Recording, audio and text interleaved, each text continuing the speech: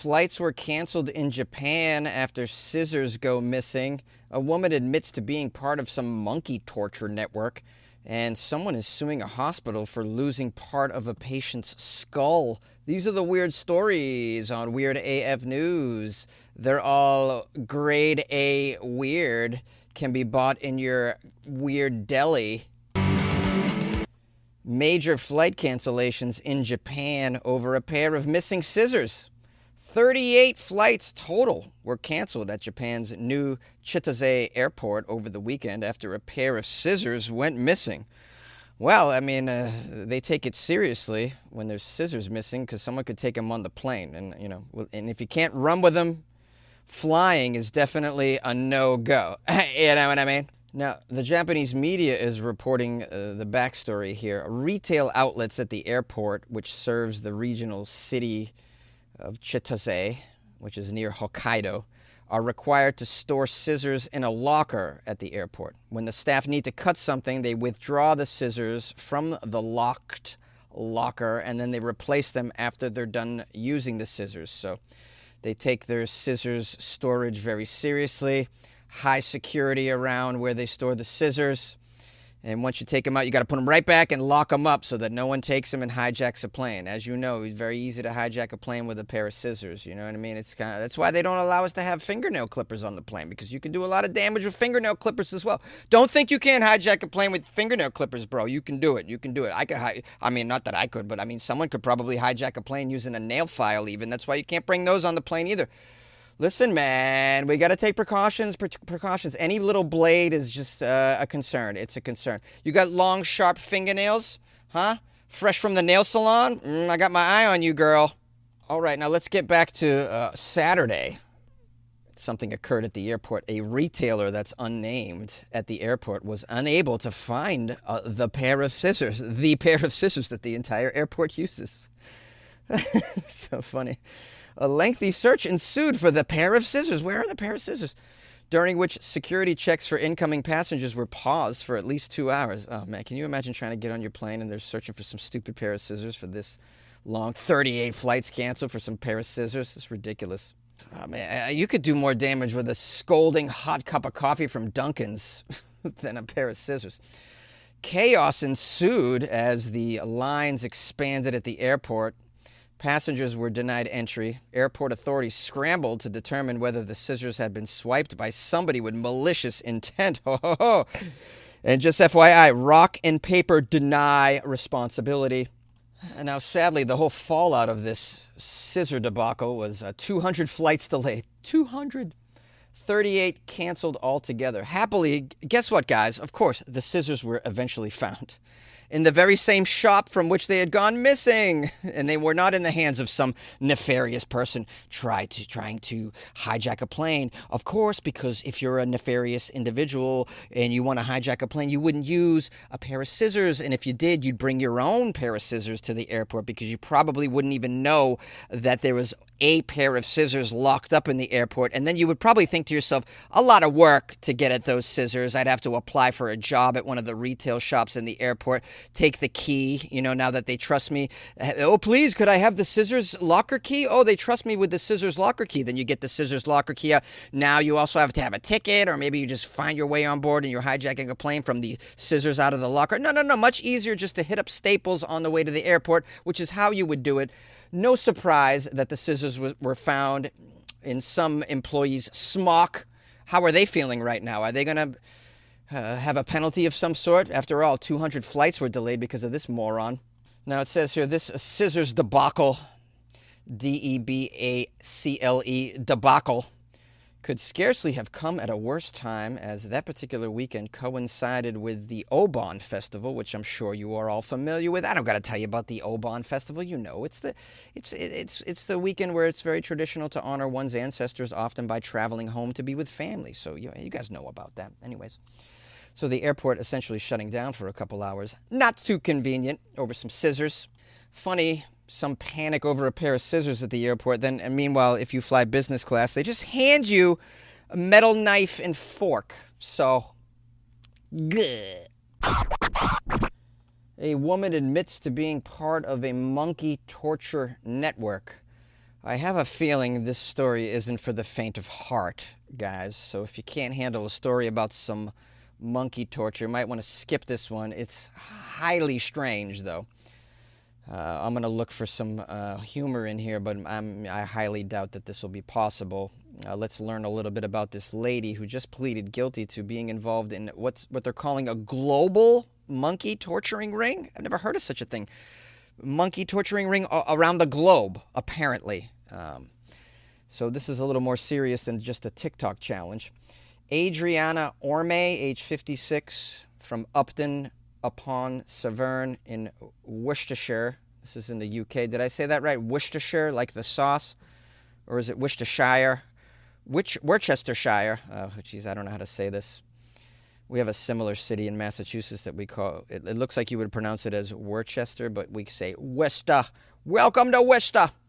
This lady, Adriana, has been charged with publishing an obscene article and intentionally encouraging or assisting an offense, namely causing unnecessary suffering to protected animals. All right, so it sounds like she got nabbed for blogging about the animal torture, and then an investigation came in, found out she was actually part of this ring. Blogging about... Very strange. The Crown Court heard that she played a major role in an online group that paid for baby monkeys to be taken from their mothers, then tortured and disposed of, let's just say, for pleasure. Very sick people. This is horrible. I don't even know if I want to keep reading this story. Should I keep going with this story? This is a terrible story. This is a torture ring that began on YouTube, apparently. And then it moved on to private groups on the messaging app Telegram. Ooh, there's some bad stuff going on these private messaging groups, I tell you right now. All the authorities need to do is just get on these private messaging groups like Telegram. What's the other one? I can't remember. It's the one you use when you're buying drugs. So I've heard. I'm not involved in that kind of activity, guys. Come on now. Anyways, these private messaging groups, all of the nefarious things are going on there. Just like the dark web. It's terrible. All the bad people are on there. Just get on there. Arrest them all. Now it says BBC journalists went undercover in one of the main Telegram torture groups where hundreds of people gathered to come up with extreme torture ideas and then commission people in Indonesia and other Asian countries to carry them out. Yeah. I'm out, guys. I'm sorry. I'm so out. I tried the internet today, and I don't think it's for me. I just don't think it's for me. You can't really do the internet every day. It's not good. It's just not. It's not good for you. We try. We get. I mean, it seems to be part of our daily life, but there's just some days where you just can't. You're just like, I don't want to internet today. I don't want to. If we're being honest, I wish I didn't know how to read today. Is what's really going on. All right. Let me try and wrap this up. Police say that members of this group, based all around the world, would discuss different ways in which the monkeys could be abused and killed, voting and paying for their favorite methods of torture. Very sick. Men, apparently in Indonesia, were taking the monkeys from their families in the wild and carrying out the abuse that was voted upon in these torture groups. I mean, it sounds like they caught one person out of the... I mean, what about all the other people that should be, put away for this? This is not okay behavior. I don't even know what I think the punishment is for something like this, but definitely denial of oxygen for a period of time is appropriate, I'd say.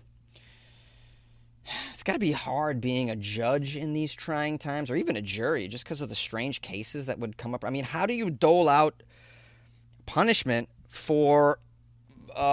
monkey torture and voting for such things online? I mean, I don't even know how you wrap your head around that. If I'm a judge, I'm just like, nah, I quit. I'm out. I didn't sign up for this. Okay. I did not sign up for this. And what's sad is this isn't the only story I've covered about this kind of stuff. I mean, I've covered like sexual abuse to animals. That seems to be a little bit more common than this. You know, those men in India that all had sex with a monitor lizard. Do you remember that story about the guy in Pennsylvania who pleasured himself with a pigeon, or was it a seagull? I can't recall. It's just sick things going on out there. Stay home, guys. Just stay home. There's no reason to go outside. Stay home and make a vessel of lemonade and get your fantasy football team ready to go for the year. That's my advice. Ryan Reynolds here from Mint Mobile. With the price of just about everything going up during inflation, we thought we'd bring our prices down. So to help us, we brought in a reverse auctioneer, which is apparently a thing. Mint Mobile Unlimited Premium Wireless. How to get 30, 30, bit to get 30, bit to get 20, 20, 20, bit to get 20, 20, bit to get 15, 15, 15, 15, just $15 a month? Sold! Give it a try at mintmobile.com/switch. $45 upfront payment equivalent to $15 per month. New customers on first 3-month plan only. Taxes and fees extra. Speed slower above 40 gigabytes per detail. A couple sues a hospital for losing part of a patient's skull. We have a couple suing this Atlanta hospital. Allegedly, the hospital lost part of a patient's skull after it was removed during brain surgery because several bone flaps were lacking identification. We have here a Fernando and Maria cluster. They are accusing staff at the Emory University Hospital of negligence that led to an increased hospital stay, as well as both physical and emotional damages. And obviously a lost skull, of course. I don't know what the hospital did with the skull. It must have slipped their mind, I'd imagine. I mean, where's the skull, guys? This is a real head-scratcher, in my opinion. Fernando was at the hospital because he was suffering from intracerebral hemorrhage, otherwise known as bleeding into the brain. To treat the bleeding, Cluster required emergency surgery that would include removing a portion of his skull, and the doctors removed a 12 by 15 centimeter bone flap. That's a pretty big part of the skull right there. This guy was out of his mind for a little while. They had a plan. They were going to secure it back in place, as you probably should do when you remove parts of someone's skull. I mean, that skull's pretty important. It's there to protect the all-too-sensitive brain. You don't want to leave that brain open to the air and the environments and the elements. I mean, what if your skull is open and then it starts hailing, and now you got little pieces of hail inside your brain? You don't want that. They were going to do a second surgery weeks later to put the brain flap, the skull flap back together. However, the hospital couldn't find the bone flap, couldn't find the skull. My goodness, did you call Indiana Jones? He knows how to find skulls, although he specializes in crystal skulls. I don't know if he could find a normal skull. I'm just trying to find solutions to the world's problems, guys, even if they involve fictional characters. Now it says here, because they couldn't find his piece of his head, they had to require him to get a synthetic bone flap and entailed a significantly longer stay in the hospital. The synthetic flap also caused an infection that required another surgery. Medical expenses totals $146,845 after being charged for the synthetic flap and the prolonged hospital stay, in addition to the extra surgeries that this guy had to endure. How about that for a hospital? Wow. Good stuff, guys. Sorry we lost your skull. In return, we charge you $150,000. Please leave us a positive Yelp review. In case you guys out there living in countries are just wondering how effed up it is in U.S. medical facilities, this story really highlights what challenges that we have to get affordable medical care. And not only affordable medical care, but medical care from people who are actually competent. Now, the couple is seeking damages because this individual has been unable to work. His family relationships have been impaired. He suffered permanent injuries due to the hospital's negligence, of course.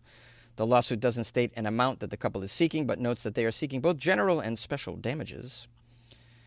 A spokesperson from the healthcare facility gave a statement saying it does not comment on pending litigation, but is committed to providing high-quality, compassionate care for patients and those that we serve in the communities, and other empty words of disingenuousness that our PR person is paid to say on our behalf, that we hope someone will believe, but it's really not what we really feel, and it's really not a reflection of our true values. But we say that it is. We say that it is because we got to cover our ass, because there will be lawyers. There will be lawyers.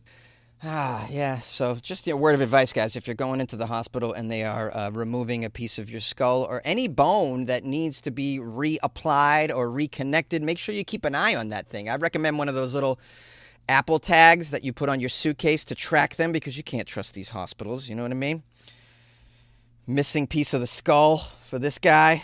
They'll probably never find the damn thing. In other news, the staff cafeteria has a new ashtray. The land down under has never been easier to reach. United Airlines has more flights between the U.S. and Australia than any other U.S. airline, so you can fly nonstop to destinations like Sydney, Melbourne, and Brisbane. Explore dazzling cities, savor the very best of Aussie cuisine, and get up close and personal with the wildlife. Who doesn't want to hold a koala? Go to united.com/Australia to book your adventure. Hey, what's up, my friends? How you doing today? This is your host, Jonesy, sweating it out in a closet. Thanks for bearing with me. I'm a little bit out of my mind today, as you can tell. It's the caffeination. It's the caffeinated levels.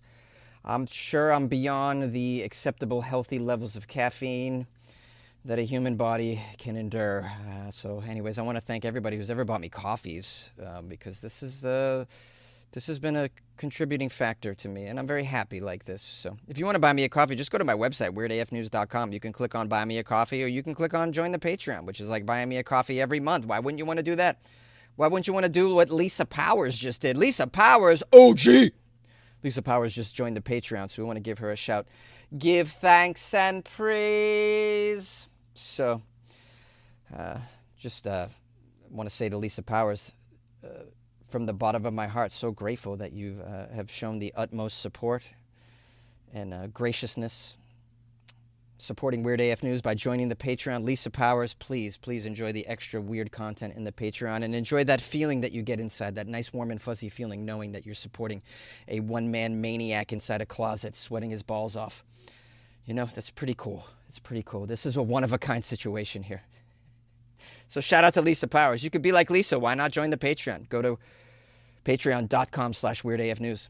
Also, I got an email from a recent Patreon member, Denise McLeod, who joined the Patreon, and she wanted to just send me an email and make things clear. She wanted to clear up some things. She wrote, Jonesy, thanks for the shout-out yesterday.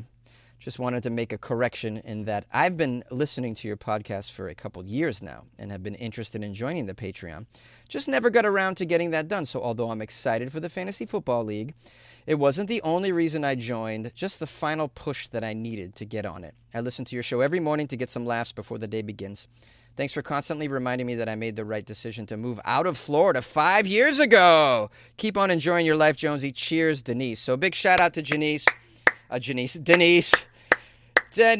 joining the Patreon, and Denise for getting the F out of Florida. I mean, we should have ceremonies for people that leave Florida, you know. Give them a little trophy. What else should we give them?